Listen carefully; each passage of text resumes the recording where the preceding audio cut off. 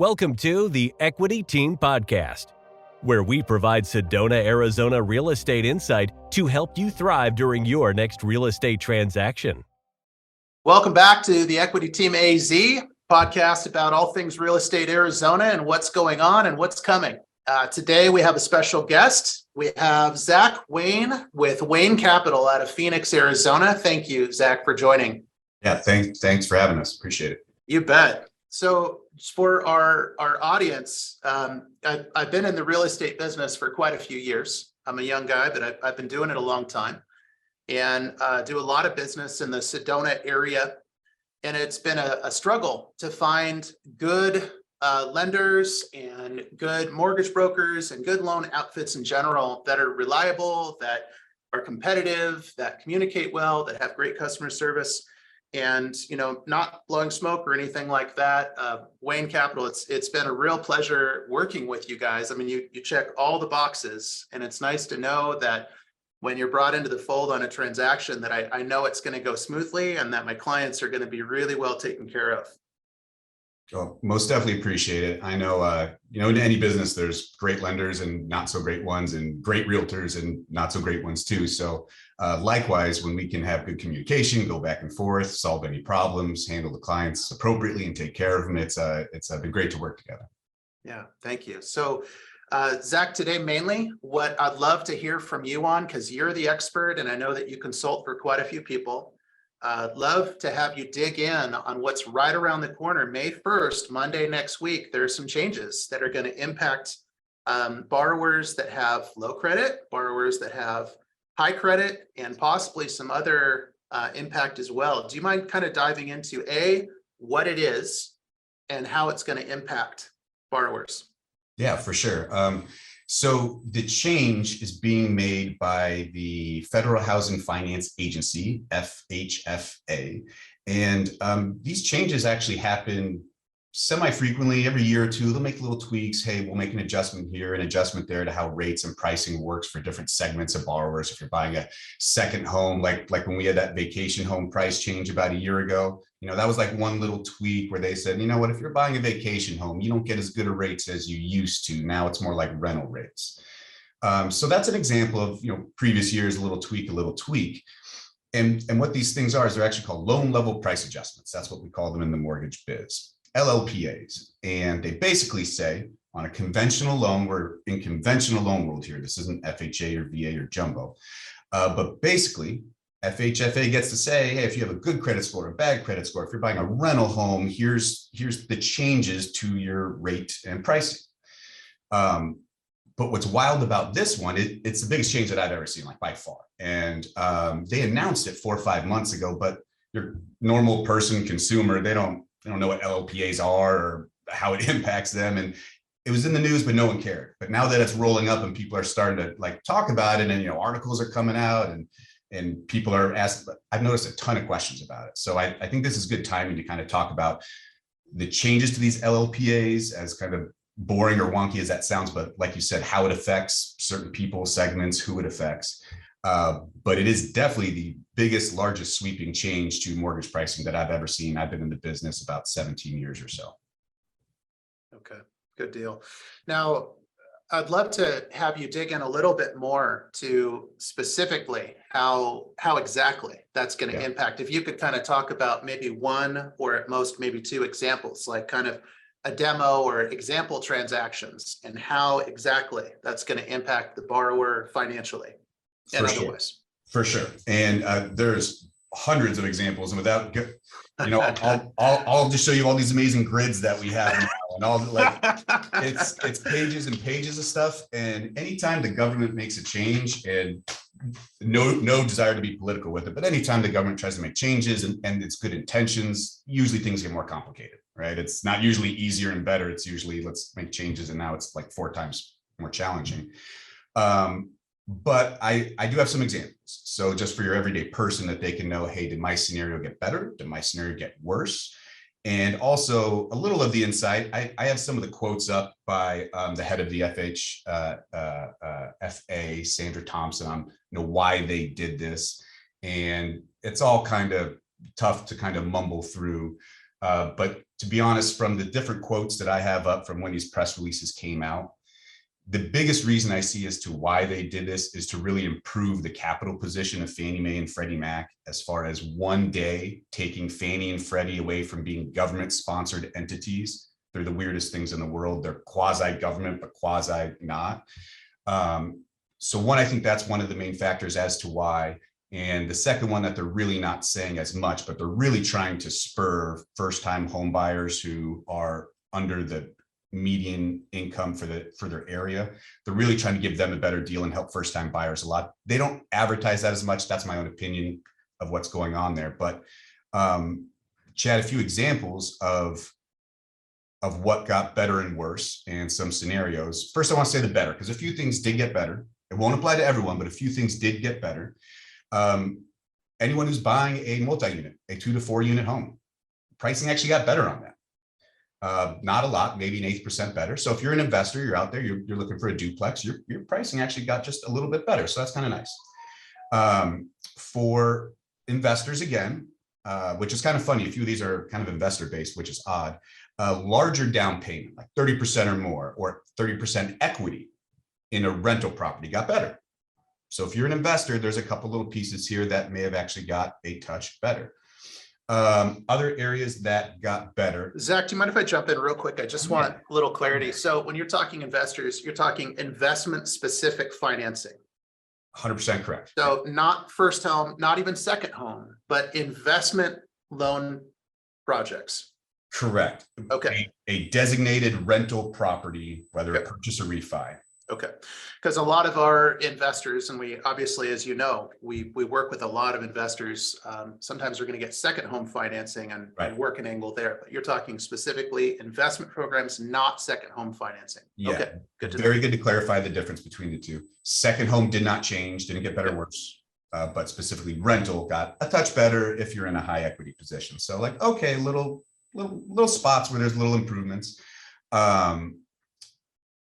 The big improvement, in my opinion, which I do like that this is better for these people, because it is expensive being a first-time home buyer, right? Like buying your first home, if you're in your 20s now, is kind of challenging. So if you're within the median income for your county, all the LLPAs, all these price hits, all these grids, it goes away for you and you get really good pricing, really good rates. First-time buyer within the median income of your county, and you get a better deal than you got before. Okay, regardless of credit score. So okay, they're definitely trying to help first-time buyers, which I dig. It's tough for first-time buyers. The big thing that's what I think is frustrating a lot of people is lower credit score tiers improved. So if you're below a 680, the pricing got better for you. Where traditionally, right, you have worse credit scores and they ding you a lot. Now to clarify, if you have a 620 credit score, yes, the new pricing is better for you than it was 2 months ago, but you still get better rates and pricing the better your score is on this new model too. But what they did is instead of like a 740 gets this amazing rate and a 620 gets this horrible rate, well, now they kind of compress those margins a little bit. Okay. So better credit score still gets the better rate, but it's compressed. Okay. And to throw one piece into that, that's all I see that actually got better rate-wise for consumers. However, most people under a 680 usually don't get a conventional loan. Like if you're at a 620, 640, you're usually getting an FHA loan, which is a whole different segment. And so there, a lot of the people who may benefit from this are kind of not even using that loan program anyways, to be honest, because there's better stuff. So again, I'm not a fan of these changes at all. It's kind of odd the way they did it, in my opinion, but those are the only segments that actually got better for people. Okay. So my understanding was pretty skewed, you know, before talking with you and before doing some other research that I did before this interview, my first impressions of these changes was pretty extreme. At first, I was thinking that now if you have low credit, you're going to have actually better terms than high credit. It's like, it's like a swap. Clearly that's wrong, but it's almost like what's happening. And again, just correct me if I'm wrong here. So if you said if you're below 680 credit, right? It's kind of where you get benefit. Okay. So if you're below 680 credit, then you get a little bit of benefit that comes from people that have above what credit? Above 680 or above like 800 or Yeah, so everyone above 680, really until you get to 780, has a little worse pricing than they did before. Okay. Still better than the lower scores, but Okay. yes, a little bit got taken away from better scores and Okay. a little improvement to worse scores. And so if you're above 780, you're not impacted, or you Correct. still are? Oh, Correct. Yeah. so if you have really good credit, you're Then not okay. impacted by Yeah. these changes, and they're not borrowing from you. They're Right. the borrowing is coming from kind of that mid-tier. It's 680 to 780. Which is like the vast majority of conventional Yeah, borrowers. that's right. Yeah. That's right. Yeah, for sure. So a little, if you're 680 to 780, which most of us are, they're taking a little chunk away from you. You'll still Yeah. have pretty good terms, and it's Yeah. not a huge hit, right? It's It is very minor. It may be Okay. it may be the equivalent of an eighth worsened rate. Like it depends on your exact score, the loan product, the yada yada. Like Okay. it goes down a rabbit hole of examples, but roughly, yeah, maybe you're a 740 and now your rate is an eighth higher than it used to be. Okay. And yes, someone at a 640, if they're getting a conventional loan, which would be weird, would get a better score than they got before. But the big distinction, Chad, is it's what you said, is, articles come out and everyone wants clicks and they'll title headlines just to get people going. If you have a better credit score than someone, if you're a 740 and I'm a 680, you're still getting a better rate than I am. It's just not as better as the gap got squished. The exception being first-time home buyer within median income, then they kind of get the best deal around.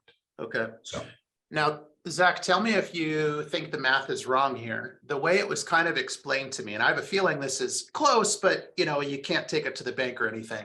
The way that these changes were explained to me by someone else recently is that, just to give like a dollar amount idea, is that roughly 1% of the total loan amount, over the course of the loan or something is what you're going to be feeling. So, I mean, maybe one way to look at it is, let's say it's a $400,000 note, that maybe you're going to have a $40 per month impact, that kind of an extra. Is that, maybe that's not quite. It's really hard to break it down that granular, in my opinion, Yeah. because like literally, if you look at these buckets, like it is every 5% down payment this way and credit score this way and refi, cash out refi. There's so many examples. So it's hard to get that granular with it and give you that exact, like the average person is going to pay $40 more a month than they used to. So I don't want to kind of misinterpret numbers to try and give you that answer, because I just don't think it's super accurate. But it is a little worse for your average person than it was before. I mean, it really is. Yeah. And to be honest, the headlines, they want their clicks, and so they'll throw terms out there to grab your attention. I think what's the worst parts about this are not even being talked about. And so not to, throw out worse stuff, but let's hear it. Let's hear it. So in my opinion, the absolute worst parts of this is not just that, hey, the average 720 borrower has to pay a little more, which sucks. I'm not a fan of that at all, but it's kind of minor. So, all right, let's deal with it. That's how life is. All refinances across the board for, I don't want to say all, but maybe 90% of the conventional refis out there, even non-cash out refis, pricing got worse. And by a little larger margin. So when you go to refi in 6 months or a year, rates drop, that's a good thing. But now these loan level price adjustments make it a little bit harder for that refi to make sense. Even non-cash out. Cash out refis got drilled. Yeah. So if hey, let's, my home equity's up, I want to get some cash out and I'll still have 20%. Those cash out rates are going to be way higher. There's a premium for them. So non-cash out, especially cash out refis, got dinged. What are called super conforming loans, where you're in the high cost areas like San Diego County, some counties in Denver, Los Angeles. Those went up across the board too. And sometimes I think when FHFA looks at that, they're like, oh, it's a 800K loan size. Those people are rich. Like if you're in LA and you have an 800K loan, you are not rich. Like that is the normal person there. They got dinged too. And the most confusing one out there, and this is going to be more of a problem when it actually comes time to do a consumer's loan, is for whatever reason, in their wisdom, they put a price adjustment that if your debt to income ratio is higher than 40%, you get a worse rate. So we as loan officers have to say, we have to, you're pre-approved for 500K and you're doing this amount down and rates are this, and you go buy a home and a week later rates are different, or the terms change, or maybe I was off on your bonus income by $100 a month. And I'm sorry, Chad, you were at 6% and you're locked, I know, but a week before closing it's 6,125. I'm sorry. But like it's going to create a lot of problems for consumers. They're not going to feel good about it. Good luck, for me trying to explain that to you, and for a consumer to not get mad. Why wouldn't they? So it's just added confusion, added adjustments that just I'm not a big fan of. So it's not all doom and gloom. Conventional loans are still great, but it was a big sweeping change that I think people should know about and at least be prepared to understand what's going on. Yeah. It is going to be frustrating for most people, and it's going to hurt a little bit for most people. The good news is that, the savvy investor that maybe is financially a little bit more stable, it's going to stink for them, but most of them can still push through it, and they can accept it and they can afford it. It's probably going to hurt the most. I mean, correct me if you think I'm wrong here, but it's probably going to hurt the most for the non-investor that is maybe tighter financially. And, having that extra payment can be the difference between being able to comfortably, pay all their bills or get their food or whatever it is that they're planning to do. Can be a lot harder. For sure. I do think the average borrower is hurt by this move. I think it puts a lot more money into Fannie Mae and Freddie Mac's pockets, which if I didn't explain, FHFA basically is the parent of Fannie Mae and Freddie Mac. And Fannie Mae and Freddie Mac all conventional loans run through them. They're kind of the same. Why there's two of them is kind of a long road to go down. It puts a lot more money in their pockets. It really does. And again, I think the goal is for them to have enough billions of dollars of capital to one day get off of government sponsorship and be private entities. So yes, this does hurt consumers from a monetary aspect, hurts most of them. But there are some pivots to it too. Your 700 credit score borrower who's like, oh man, I'm getting dinged by this and this stinks and I'm mad. Like I hear you and I understand you. But if there's a way to go with an FHA loan now, because FHA actually made their terms better a couple months ago. FHA is a government sponsored loan. It's run through HUD. It's different than conventional. And HUD actually reduced the PMI rates on FHA a couple months ago. So conventional gets worse, FHA gets better. So some people who would have been conventional now float into FHA and maybe get a better deal than before. So it's not all doom and gloom. Everyone's not hosed by this. I don't think it's a good thing, but there are ways to pivot now more than ever, regardless of who you're working with on the mortgage side. Find a good person, because it's not just, hey, what's your rate? It's, we need to look at your scenario, what's going on, and really dig in. Like, it is way more complicated than it used to be to figure out what it is for the client. One of the other things to add to that is it's not just what is our situation as borrowers or potential borrowers that you help us kind of explore and figure that out. It's also that you have access to a lot of options. So once you figure it out, then, because you're very savvy on what's going on and you're well read and self-educated on what is happening on these changes, how that's going to impact all these different programs. And that's one of the things that I really love. Makes my job a lot easier as a real estate agent, and also as a consumer, as a borrower myself. Just knowing that you can reach out and you can pull these programs, and maybe it does make more sense to go the FHA route for a borrower. Maybe it makes more sense to stick with either investment program or second home financing or something else, and go that route. And I know you even have DSCR and you've got all these things. Right. So you just kind of pull from where it's going to be. Or on rare occasion, when it doesn't work out, you say, hey, Chad, or hey, Joe Bob, or hey, Julie, or whoever it is, sorry, but what I have isn't going to make sense for you. That's pretty rare. Haven't seen it yet. Yeah, and I mean, stuff happens in certain scenarios, and not everything works. But it does pay to be flexible and to have options. And it's definitely more work than it used to be to sift through all of this. But it's like par for the course now. It's what we have to do to make sure we find you, the client, et cetera, the best deal, and hopefully explain it in a way that's understandable and relatable to. Zach, what's your expectation over the next month or whatever, but the next kind of chunk of period of time?